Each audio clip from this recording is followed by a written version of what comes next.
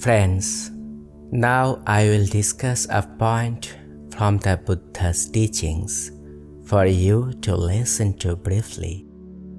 As a means of fostering strength of body and strength of mind, all of us live in dependence on strength of body and strength of mind. Without these two things, life couldn't last. Strength of body, no matter how much we may foster it with the four necessities and with worldly wealth, can't help but waste away and vanish by its very nature. It can't escape from aging, illness, and death, and for strength of body to exist, it needs help from strength of mind. But strength of mind doesn't need to depend on the four necessities or worldly wealth, and it doesn't need to depend on strength of body at all. It can get along solely on noble wealth. So, strength of mind is more important than strength of body. People who don't have enough strength of their own have to start out by hoping to depend on others until they reach the point where they can stand on their own. In depending on others, we have to be careful in choosing a good mainstay. In line with the Pali phrase, Asevana ka balanam, panditanan ka sevana. We have to choose good people to associate with. If we associate with wise people and sages, they will teach us to be good. If we associate with fools, we will suffer for it. So, searching for a mainstay of this sort doesn't rank as being really good, because it's like shooting a bird. We might hit it on the wing or on the tail. If we really want to be right on target, we have to depend on another sort of mainstay. Attahi attano natho. We have to depend on ourselves.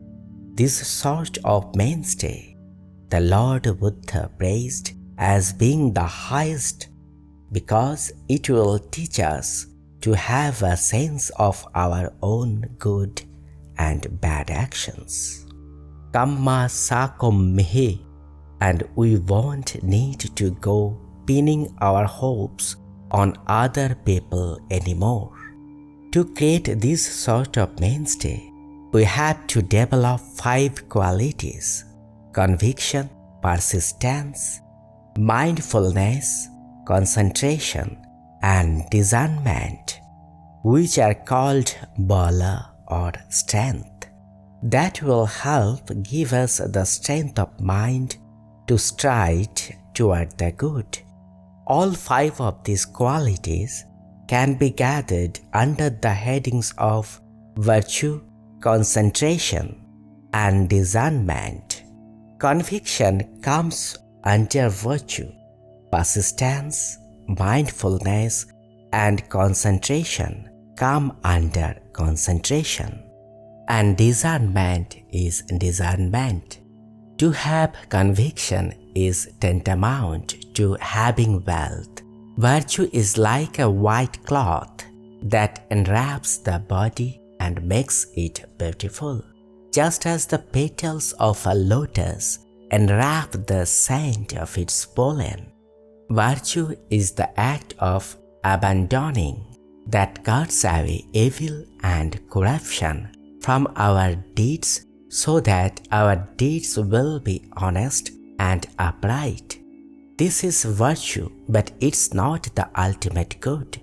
When our body has virtue, our mind needs rectitude to go with it. Persistence means diligence, determination, perseverance, being audacious and unrelenting in what we do, so as to be strong in progressing toward what is good. Mindfulness means care and restraint to make sure that our thoughts, words, and deeds don't go off the mark. Being conscious of good and evil so that our behavior doesn't fall into ways that are bad and unwise. Concentration means keeping the mind firmly centered in a single object, the direct path, ekayana magga, not letting it tip, lean, or waver under the influence of its preoccupations, whether good or bad, past or future, keeping the mind honest and upright. All three of these qualities form the rectitude of the mind that abstains from the thoughts of sensuality, ill will, and harm. This is termed the intention of renunciation, nekkhamma sankappo.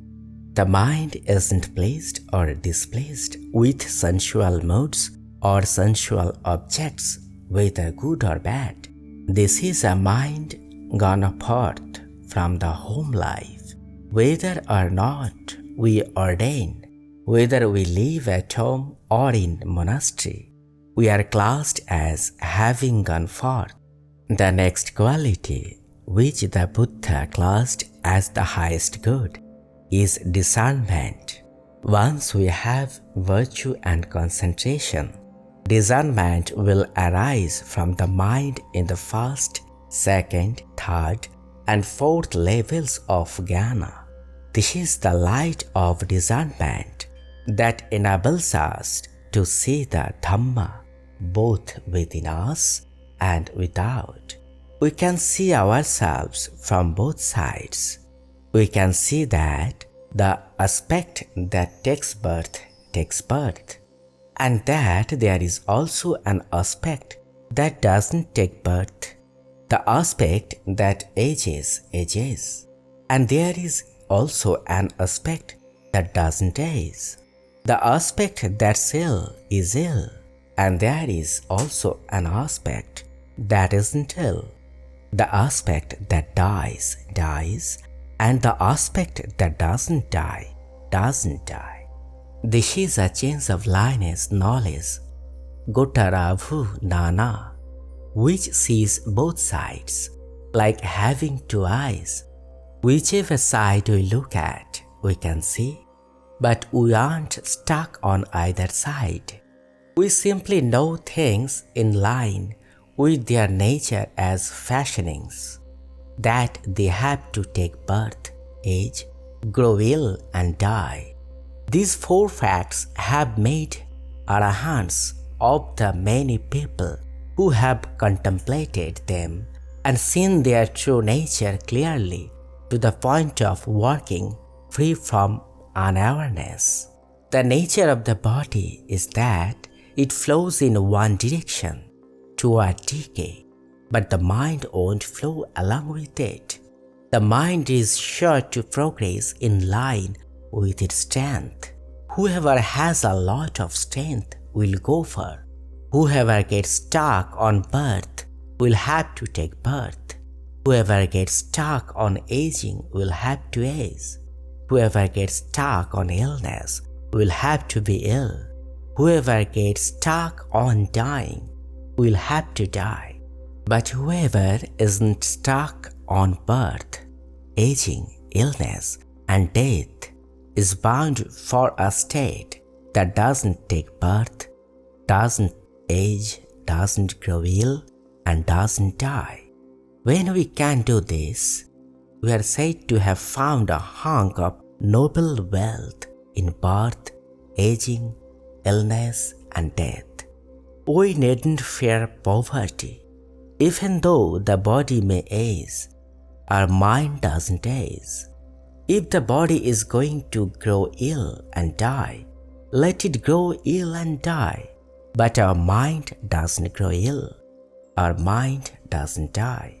The mind of an arahant is such that even if someone were to break his head open, his mind wouldn't be pained. When the mind is involved with the world, it's bound to meet with collisions. And once it collides, it will be shaken and roll back and forth, just as round stones in a large pile roll back and forth. So no matter how good or bad other people may be, we don't store it up in our mind to give rise to feelings of like or dislike. Dismiss it completely as being their business and none of ours. The 5 hindrances are 5 diseases that fasten on and eat into the mind, leaving it thin and famished. Whoever has concentration reaching deep into the heart will be able to kill off all 5 of these diseases. Such a person is sure to be full in body and mind, free from hunger, poverty, and want, and won't have to go asking for goodness from anyone. The results we'll receive are: number 1, we'll make ourselves rich in noble wealth, and number 2, if the Buddha were still alive, he would be sure to be pleased, just as a parent whose child is wealthy and self-sufficient can stop being anxious and thus sleep in peace. Friends, worldly wealth is what fosters strength of body. Noble wealth is what fosters strength of mind. So I ask that we all put this teaching into practice, training ourselves and polishing our thoughts, words, and deeds so that they are worthy and pure, reaching the stage of noble wealth, which is the path to the highest happiness, Nibbana.